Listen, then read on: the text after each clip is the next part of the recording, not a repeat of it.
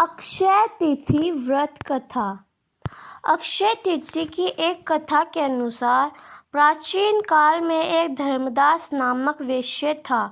धर्मदास अपने परिवार के साथ एक छोटे से गांव में रहता था। वह बहुत ही गरीब था। वह हमेशा अपने परिवार के भरण पोषण के लिए चिंतित रहता था। उसके परिवार में कई सदस्य थे। धर्मदास बहुत धार्मिक प्रवृत्ति का व्यक्ति था। उसका सदाचार तथा देव एवं ब्राह्मणों के प्रति उसकी श्रद्धा अत्यधिक प्रसिद्ध थी।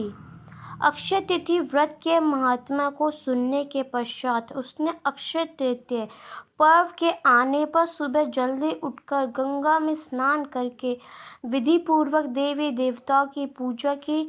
व्रत के दिन सामर्थ्यानुसार जल से भरे घड़े, पंखे, जो सत्तू, चावल, नमक, गेहूँ, गुड़, घी, दही, सोना तथा वस्त्र आदि वस्तुएं भगवान के चरणों में रखकर ब्राह्मणों को अर्पित की।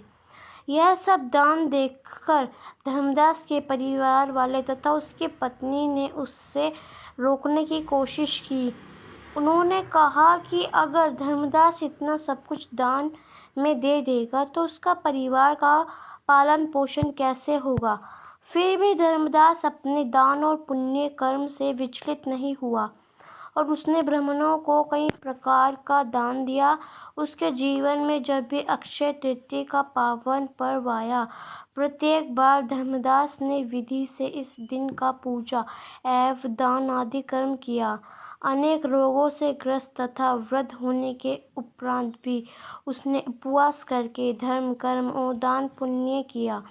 यही वैश्य दूसरे अगले जन्म में कुशवांती का राजा हुआ।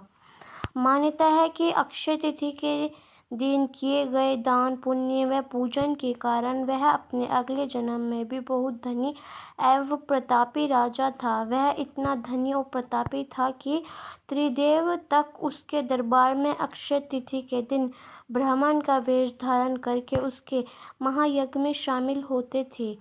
अपनी श्रद्धा और भक्ति का उसे कभी घमंड नहीं हुआ।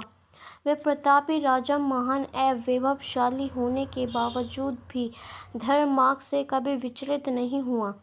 माना जाता है कि यही राजा आगे के जन्मों में भारत प्रसिद्ध सम्राट चंद्रगुप्त के रूप में पैदा हुए थे। जैसे भगवान ने धर्मदास पर अपनी कृपा की, वैसे ही जो भी व्यक्ति इस अक्षय तृतीया की कथा का महत्व सुनता है और विधि विधान से पूजा एवं दान आदि करता है, उसके अक्षय पुण्य एवं यश की प्राप्ति होती है।